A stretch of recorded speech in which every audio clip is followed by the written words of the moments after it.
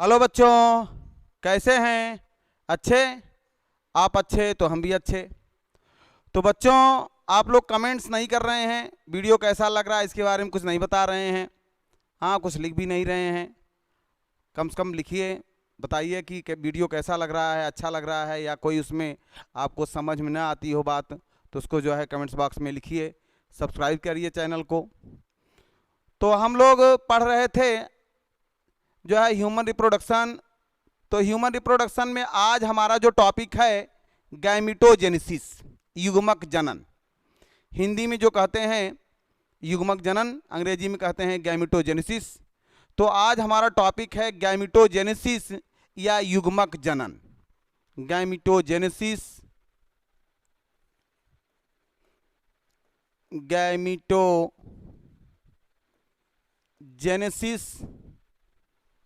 या हिंदी में से कहते हैं युग्मक जनन। गैमिटोजेनेसिस, देखिए बायोलॉजी में कहीं भी अगर जेनेसिस शब्द आ रहा है तब उसका मतलब वहां कुछ बन रहा है। तो यहां जेनेसिस का मतलब उत्पत्ति, ओरिजिन हो रही है। गैमीट का मतलब गैमीट, युग्मक। तो गैमीट का जो निर्माण होता है, गैमीट का फॉर्मेशन ही गैमिटोजेनेसिस कहलाता है। गैमीट का फॉर्मेशन ही गैमिटोजेनेसिस कहलाता है। तो इस प्रकार आप परिभाषा कह सकते हैं कि formation of gamete is called gametogenesis. Formation of gamete is called gametogenesis. और गैमीट कहाँ बनते हैं? गोनैड्स में बनते हैं। गोनैड जो होते हैं, जनद जिसे हिंदी में जनद कहते हैं, गोनैड दो होते हैं। गोनैड्स जो होते हैं, गोनैड्स दो होते हैं। एक होता है टेस्टिस और एक होता है ओवरीज। टेस्टिस जो होता है मेल में मिलता है, इनकी संख्या 2 होती है। ओवरीज फीमेल में मिलता है, इनकी भी संख्या 2 होती है। तो गोनैड्स 2 होते हैं, टेस्टिस और ओवरीज। हिंदी में वृषण कहते हैं, इसे अंडाशय कहते हैं, इसे वृषण कहते हैं, इसे अंडाशय कहते हैं। गोनैड को हिंदी में जनद कहते हैं। तो गैमिटोजेनेसिस की क्रिया गोनैड्स में होती है। गैमिटोजेनेसिस की क्रिया कहां होती है? गोनैड्स में। तो formation of gamete is called gametogenesis. अंडाणु शुक्राणु क्या है? गैमीट हैं। अंडाणु शुक्राणु जो होते हैं वह गैमीट हैं। तो जो गैमीट होते हैं वह गोनैड्स में बनते हैं। और गोनैड्स ह्यूमन बींग्स में 2 होते हैं। हाँ, मेल में जो है टेस्टिस होता है, टेस्टिस कहते हैं। और फीमेल में जो है ओवरीज कहते हैं, अंडाशय। अंडाशय की भी संख्या 2 होती है, वृषण की भी संख्या 2 होती है। तो टेस्टिस में जो गैमिटोजेनेसिस होता है, टेस्टिस में जो गैमिटोजेनेसिस की क्रिया होती है उसे कहते हैं स्पर्मेटोजेनेसिस। ध्यान दीजिएगा, टेस्टिस में जो गैमिटोजेनेसिस की क्रिया होती है उसे कहते हैं स्पर्मेटोजेनेसिस।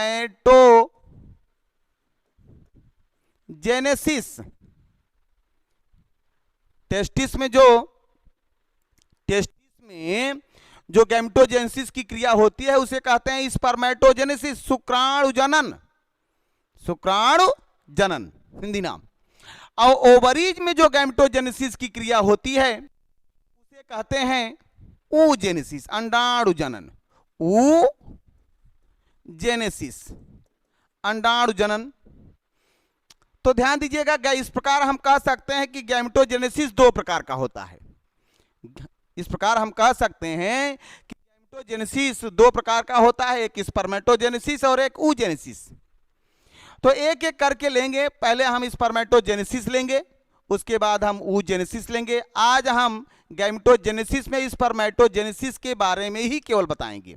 क्यों? क्योंकि प्रक्रिया लंबी है और oogenesis बताने लगेंगे तो वीडियो बहुत लंबा हो जाएगा। बच्चे कहते हैं सर वीडियो छोटा बनाया करिए, और जो है इसलिए जो है पहले हम स्पर्मेटोजेनेसिस को पढ़ाएंगे। कल जो है हम oogenesis बताएंगे। तो यहाँ ध्यान दीजिएगा, गैमेटोजेनेसिस, फॉर्मेशन ऑफ गैमीट, यहाँ आप कह सकते हैं कि फॉर्मेशन ऑफ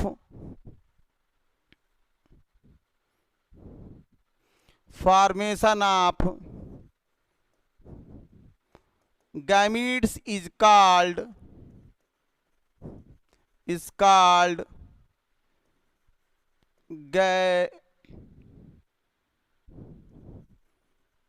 गैमीटोजेनेसिस। गैमीट को हिंदी में कहते हैं युग्मक। युग्मक के बनने की क्रिया को ही युग्मक जनन कहते हैं। नाम से ही प्रतीत हो रहा है युग्मक जनन, यानी युग्मक का उत्पत्ति, जनन, युग्मक का बनना ही गैमेटोजेनेसिस या युग्मक जनन कहलाता है।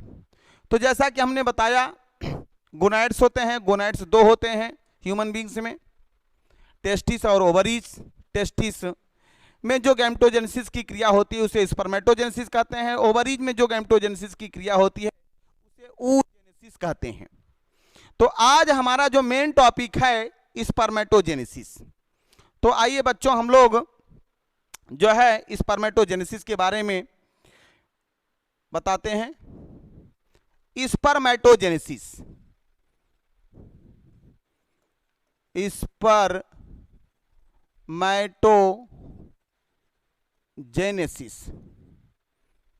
Spermatogenesis, formation of sperm in testis of seminiferous tubules is called spermatogenesis. परिभाषा आप ध्यान दीजिएगा, formation of sperm in testis of seminiferous tubules is called spermatogenesis. तो वृषण में जो है सेमनीफरस ट्यूब्यूल्स होता है, शुक्रजन नलिकाएं होती हैं। उसी शुक्रजन नलिकाओं में शुक्राणुओं का निर्माण होता है। इसी क्रिया को कहते हैं स्पर्मेटोजेनेसिस या शुक्राणु जनन। तो स्पर्मेटोजेनेसिस की प्रक्रिया जो होती है लंबी होती है। आइए हम आपको समझाते हैं। अब देखिए, हमने प्रारंभ में बताया था, मेल रिप्रोडक्टिव ऑर्गन में बताया था कि एक टेस्टिस होता है। टेस्टिस जो होता है वो 5 सेंटीमीटर लंबा होता है, 2.5 सेंटीमीटर चौड़ा होता है। इसमें 2 वाल होते हैं। बाहरी वाल जो होती है अधूरी होती है, जिसे ट्यूनिका वेजाइनेलिस कहते हैं। इसे ट्यूनिका वेजाइनेलिस कहते हैं। और एक और वाल होती है जो टेस्टिस से एकदम सटी रहती है, टेस्टिस से जो अटैच रहती है, उस वाल को कहते हैं ट्यूनिका एल्ब्यूजिनिया। ट्यूनिका एल्ब्यूजिनिया, यही ट्यूनिका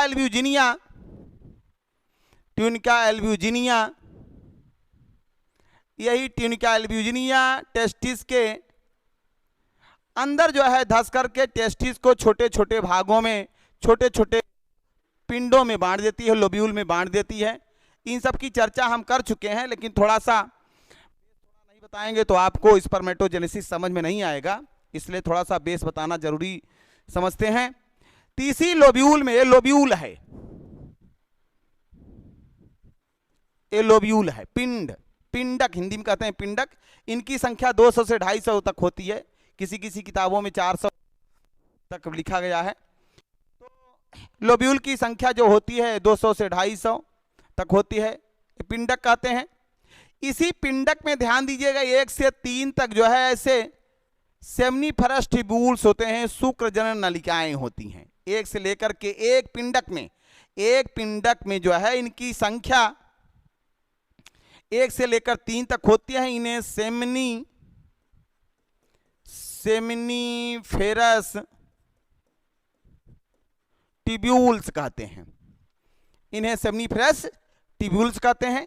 इसी सेमनीफरस ट्यूब्यूल शुक्रजनन नलिका एक पिंडक में इनकी संख्या 1 से लेकर के 3 होती है। ध्यान दीजिएगा, यही जो संरचना है, इसी संरचना में स्पर्मेटोजेनेसिस की क्रिया होती है। सेमिनिफरस ट्यूबुल देख रहे हैं, टेस्टिस है, टेस्टिस हम लोगों में 2 हैं, मेल में टेस्टिस 2 हैं। तो हर पिंडक में इनकी संख्या 1 से 3 होती हैं। और यहाँ जो है हमने बताया था लेडी की कोशिकाएं होती हैं जिनके द्वारा नर हार्मोन स्रावित होता है।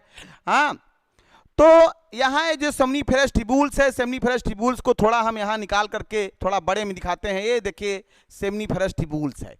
सेमनीफेरस ट्यूबुल्स की विशेषता ये होती है कि इसका जो प्रारंभिक भाग होता है वह कुंडलित होता है, और दूरस्थ भाग जो होता है, प्रारंभिक भाग है ये दूरस्थ भाग है, इसका प्रारंभिक भाग जो होता है कुंडलित होता है, और दूरस्थ भाग जो होता है वो थोड़ा तो स्ट्रेट हो जाता है, आगे रीटेड टेस्टिस में खुलता है।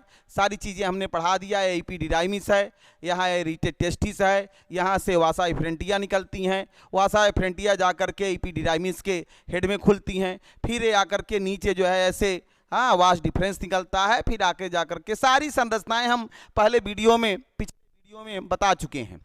पिछला वीडियो आप हमारा देखेंगे तो उसमें पूरा जो है चित्रों का हमने जो है विधिवत चित्र बना करके उसका वर्णन किया है, उसको आप देख लीजिएगा। यहाँ हम शुक्राणु जनन स्पर्मेटोजेनेसिस पढ़ना चाहते हैं। तो स्पर्मेटोजेनेसिस की क्रिया रियली अगर पूछा जाए तो स्पर्मेटोजेनेसिस की क्रिया जो होती है, spermatogenesis really takes place in seminiferous tubules of testis. Understand? तो यहाँ देखिए, अब सेमनीफेरस ट्यूबुल की जो अपर लेयर होती है इसे बेसमेंट मेम्ब्रेन कहते हैं। बेसमेंट मेम्ब्रेन कहते हैं, बेसमेंट मेम्ब्रेन कहते हैं, आधार कला, आधार झिल्ली भी कहते हैं। और इसी के नीचे जो है ध्यान दीजिएगा ऐसे घनाकार जो है कोशिकाएं होती हैं, घनाकार कोशिकाएं होती हैं। एक घनाकार, इन घनाकार कोशिकाओं को जननिक इपिथीलियम कहते हैं, जर्मिनल इपिथीलियम। अंग्रेजी में कहते हैं जर्मिनल इपिथीलियम, हिंदी में कहते हैं जननिक इपिथीलियम। लेकिन यही जर्मिनल इपिथीलियम, इसे कहेंगे जर्मिनल इपिथीलियम।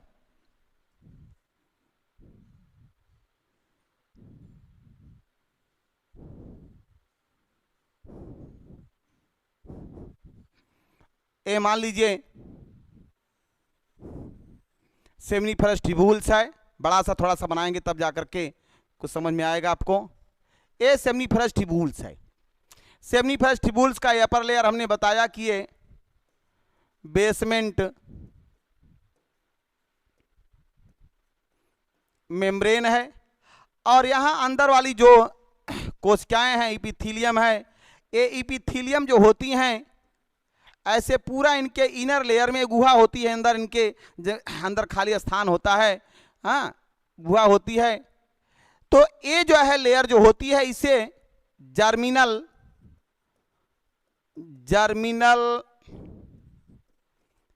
इपिथीलियम कहते हैं, इसे जर्मिनल इपिथीलियम कहते हैं। ध्यान दीजिएगा बच्चों, इसे जर्मिनल इपिथीलियम कहते हैं, जननिक इपिथीलियम। लेकिन इसी जर्मिनल इपिथीलियम को जब बच्चा मां की गर्भाशय में रहता है, उसके टेस्टिस में जब टेस्टिस का फॉर्मेशन हो जाता है, तब उस जगह जो है इसे जर्मिनल इपिथीलियम ना कह करके उसके लिए जो है अलग टर्मिनोलॉजी यूज किया गया है, जिसे प्रिमोर्डियल जर्म सेल कहते हैं। प्रिमोर्डियल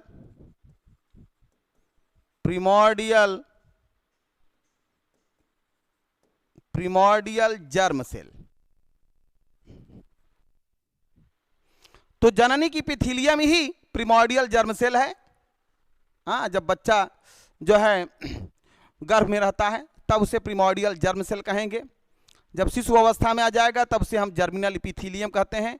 इसी जर्मिनल इपिथीलियम की अधिकांश कोशिकाएं जो होती हैं, अधिकांश कोशिकाएं जो होती हैं, इन्हीं जर्मिनल इपिथीलियम प्रिमोर्डियल जर्म सेल जो होती हैं द्विगुणित होती हैं, डिप्लॉयड होती हैं, ये डिप्लॉयड होती हैं। तो इसी प्रिमोर्डियल जर्म सेल, ध्यान दीजिएगा, जो स्पर्मेटोजेनेसिस की क्रिया हो रही है, जैसा कि हमने बताया स्पर्मेटोजेनेसिस की क्रिया जो होती है वह जो है सेमनीफेरस ट्यूबुल्स में हो रही है। तो ये प्रिमोर्डियल जर्म सेल है। प्रिमोर्डियल जर्म सेल, ध्यान दीजिएगा यहाँ प्रिमोर्डियल जर्म सेल, ये मान लीजिए प्रिमोर्डियल जर्म सेल है। इसमें क्या होता है, गैमेटोजेनेसिस में या स्पर्मेटोजेनेसिस में वास्तव में 3 क्रियाएं होती हैं, 3 इसके प्रावस्थाएं हैं, 3 फेज हैं। स्पर्मेटोजेनेसिस टेक्स प्लेस या स्पर्मेटोजेनेसिस कंप्लीटेड इन 3 फेजेस। एक है आपका मल्टीप्लिकेशन फेज,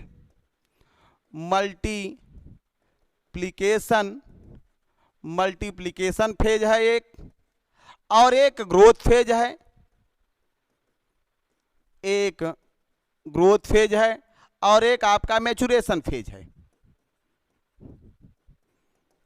एक मैचुरेशन फेज है।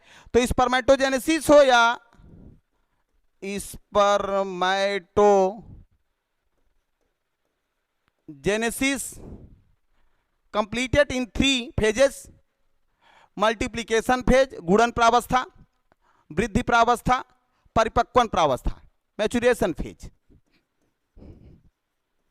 गुणन प्रावस्था होती है, मैचुरेशन फेज होता है। मैचुरेशन थोड़ा सा साफ साफ लिख देते हैं, मैचुरेशन फेज है। गुणन प्रावस्था, वृद्धि प्रावस्था और मैचुरेशन फेज होता है। तो यहां ध्यान दीजिएगा, इसको आप थोड़ा सा स्क्रीनशॉट ले लीजिएगा। स्पर्मेटोजेनेसिस की जो क्रिया होती है, यस ले लीजिएगा, शॉट ले लीजिएगा, स्क्रीनशॉट। तो spermatogenesis is completed in 3 phases, multiplication phase, growth phase, maturation phase. Multiplication phase में होता क्या है, जो प्रिमोर्डियल जर्म सेल होती है द्विगुणित होती है, द्विगुणित होती है। यहां हम चित्र द्वारा समझाते हैं आपको।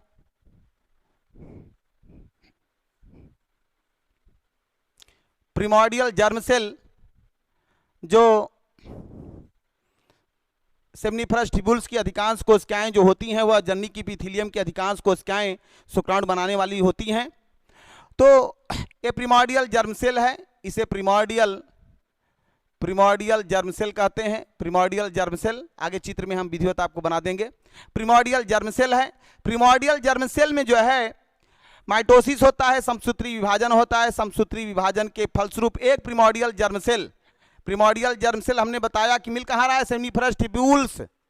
हाँ, जननी की इपीथेलियम की कोशिकाएं ही भ्रूणावस्था में, इन्हें हम प्रिमोर्डियल जर्म सेल कहते हैं। तो जननी कोशिकाएं जो होती हैं, यही प्रिमोर्डियल जर्म सेल में बारंबार माइटोसिस होता है। यहाँ माइटोसिस होता है।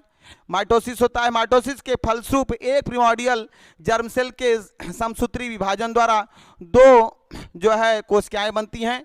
ये कोशिकाएं, इन कोशिकाओं को स्पर्मेटोगोनिया कहते हैं। अब ये भी बारंबार समसूत्री विभाजनों द्वारा विभाजित होकर के, बारंबार समसूत्री विभाजनों द्वारा विभाजित होकर के स्पर्मेटोगोनिया बनाती हैं। तो 1 से 2 बना, फिर एक स्पर्मेटोगोनिया, पुनः इसमें माइटोसिस हुआ। यहाँ माइटोसिस हो रहा है, यहाँ भी माइटोसिस हो रहा है, यहाँ भी माइटोसिस हो रहा है। हाँ, माइटोसिस में हमने बताया था एक मदर सेल से 2 डॉटर सेल बनते हैं। डॉटर सेल में उपस्थित गुणसूत्रों की संख्या मदर सेल में उपस्थित गुणसूत्रों की संख्या के बराबर होती है। ये माइटोसिस की परिभाषा है।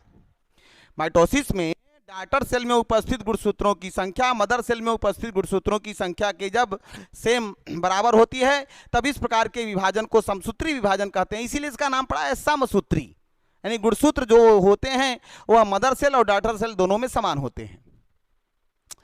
तो यहाँ जो है प्रिमोर्डियल जर्म सेल के समसूत्री विभाजन द्वारा 2 स्पर्मेटोगोनिया बना। अब एक स्पर्मेटोगोनिया पुनः समसूत्री विभाजन द्वारा विभाजित होकर के, हाँ, दोनों विभाजित होती हैं, 4 बन जाता है। हम एक की बात करते हैं, किसी एक का ले लेते हैं।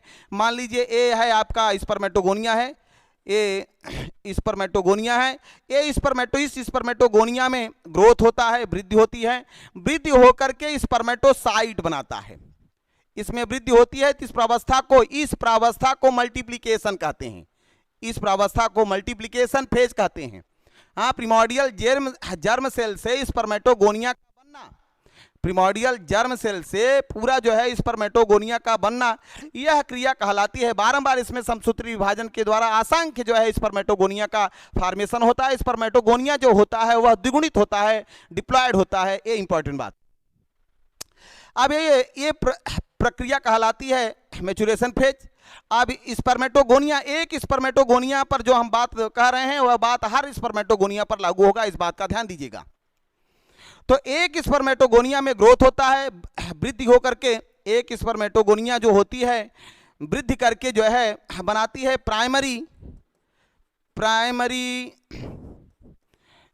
स्पर्मेटोसाइट, द्विगुणित होती है। प्राइमरी स्पर्मेटोसाइट ऑलवेज डिप्लॉयड होती है। ए भी प्राइमरी स्पर्मेटोसाइट से ए भी द्विगुणित होती है, ए भी ग्रोथ करती है, ए भी ग्रोथ करती है, ए भी ग्रोथ करती है। हम एक के लिए हैं, एक को लेकर चल रहे हैं, वो बात हर पर लागू होगा।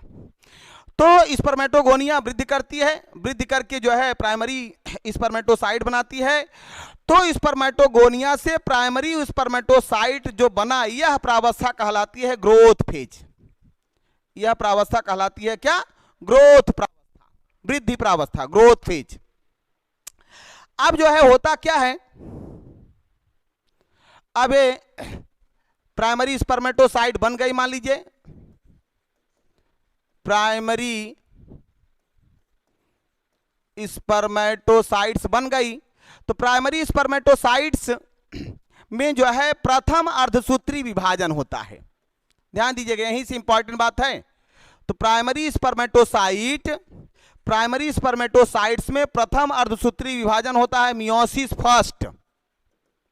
Here takes place meiosis first. Meiosis दो होते हैं, meiosis first and meiosis second. Farmer and Moore ने मियोसिस की खोज किया था। तो यहां प्राइमरी स्पर्मेटोसाइट कोशिकाएं जो है विभाजित होकर के एक सेल से दो सेल बनते हैं। यहां जब दो सेल बनते हैं तो गुणसूत्रों की संख्या जो होती है वह ठीक इनके आधी हो जाती है। मियोसिस फर्स्ट में अर्धसूत्री विभाजन में हमेशा गुणसूत्र आधे हो जाते हैं, इसीलिए इसका नाम पड़ा है अर्धसूत्री विभाजन, आधा कर देता है। यानी डॉटर सेल में उपस्थित गुणसूत्रों की संख्या जब मदर सेल में उपस्थित गुणसूत्रों के संख्या के ठीक आधी होती है, तब इस प्रकार के विभाजन को अर्धसूत्री विभाजन कहते हैं। और अर्धसूत्री विभाजन की खोज किया था फार्मर एंड मूरे ने। आई बात समझ में?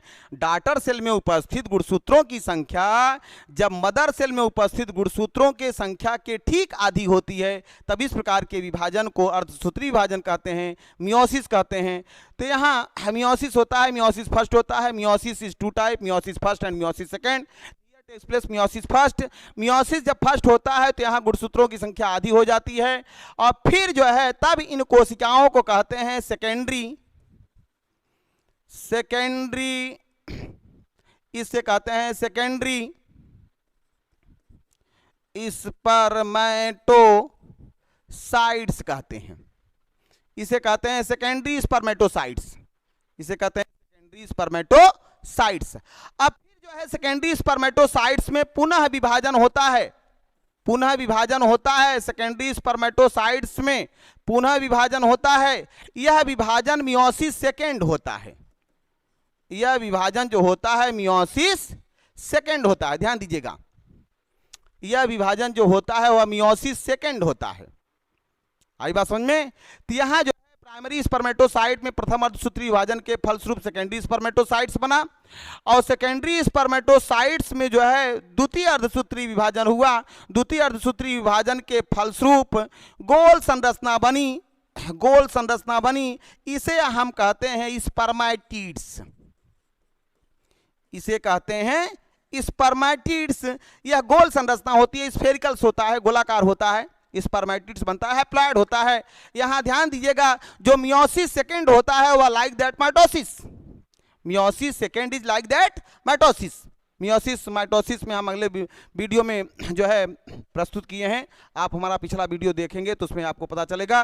तो यहाँ ध्यान दीजिएगा, प्राइमरी स्पर्मेटोसाइट जो होती है डिप्लॉयड होती है। प्राइमरी स्पर्मेटोसाइट में प्रथम अर्धसूत्री विभाजन के फलस्वरूप सेकेंडरी स्पर्मेटोसाइट्स बनता है, हैप्लॉयड होती हैं दोनों कोशिकाएं।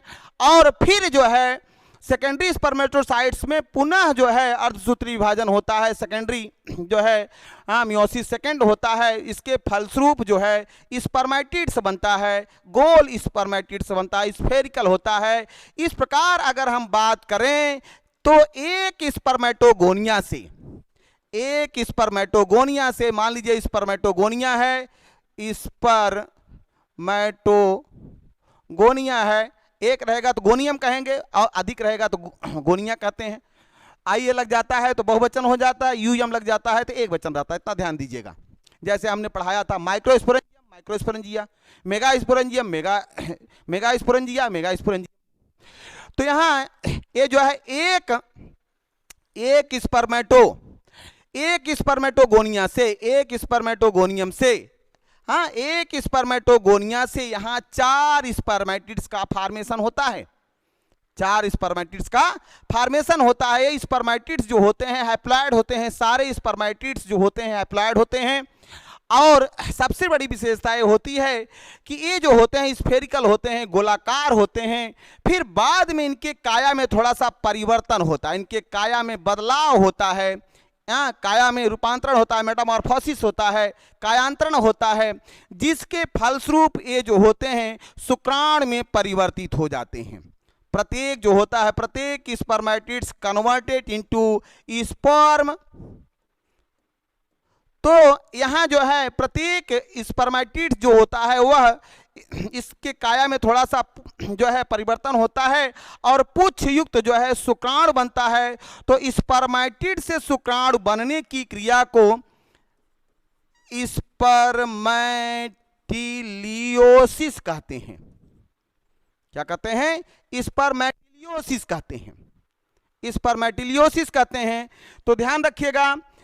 तो स्पर्मेटोगोनिया से अगर हम कहें तो एक स्पर्मेटोगोनिया से 4 शुक्राणु बने, हम कह सकते हैं। ध्यान दीजिएगा, हम एक स्पर्मेटोगोनिया से प्रारंभ में लिया था प्रिमोर्डियल जर्म सेल, प्रिमोर्डियल जर्म सेल से स्पर्मेटोगोनिया से प्राइमरी स्पर्मेटोगोनिया में ग्रोथ हुआ, ग्रोथ होने पर प्राइमरी स्पर्मेटोसाइट बना, प्राइमरी स्पर्मेटोसाइट में प्रथम अर्धसूत्री विभाजन हुआ, जिसके सेकेंडरी स्पर्मेटोसाइट्स बना, सेकेंडरी स्पर्मेटोसाइट्स में अगेन जो है मियोसिस सेकेंड हुआ। फिर जो है इसके फलस्वरूप जो है 4 जो है गोलाकार स्फेरिकल जो है स्पर्मेटिड्स बनते हैं। ये स्पर्मेटिड्स जो होते हैं हैप्लॉइड होते हैं, अगुणित होते हैं, स्फेरिकल होते हैं, 4 बनते हैं।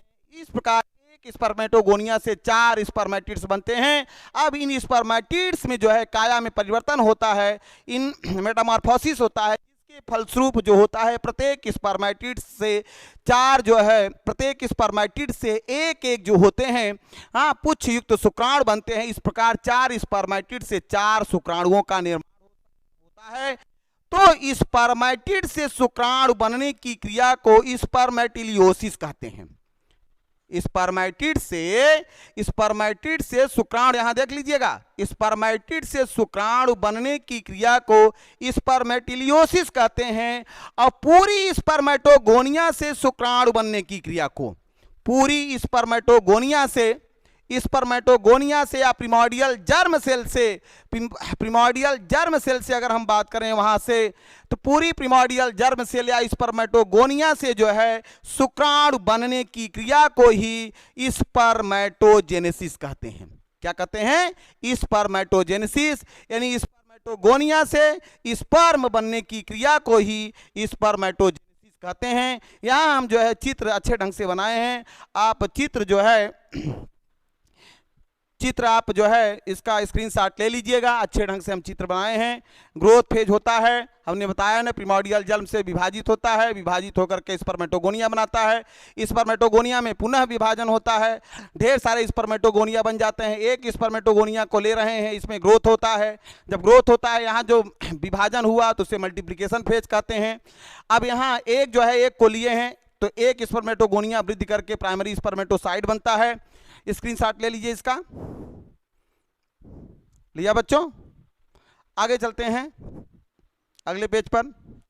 तो एक प्राइमरी स्पर्मेटोसाइट को हमने लिया। एक प्राइमरी स्पर्मेटोसाइट्स जो होता है वह जो है इसमें प्रथम अर्धसूत्री विभाजन होता है, जिसके फलस्वरूप दो जो होते हैं सेकेंडरी स्पर्मेटोसाइट्स बनते हैं, हैप्लॉइड होते हैं, अगुणित होते हैं। यहाँ ये हैप्लॉइड होता है, अगुणित होता है, हैप्लॉइड होता है।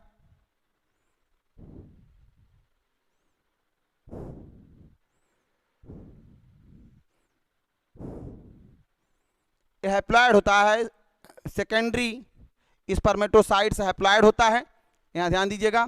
अब सेकेंडरी स्पर्मेटोसाइट्स में पुनः जो है मियोसिस सेकंड होता है, जिससे जो है स्पर्मेटिड्स बनते हैं। इस प्रकार एक प्राइमरी स्पर्मेटोसाइट से 4 स्पर्मेटिड्स बनते हैं। स्पर्मेटिड्स गोलाकार होते हैं और स्पर्मेटिड्स में जो है मेटामॉर्फोसिस होता है, कायांतरण होता है, जिसके फलस्वरूप जो है प्रत्येक स्पर्मेटिड्स जो होता है वह शुक्राणु में या स्पर्म में कन्वर्ट हो जाता है।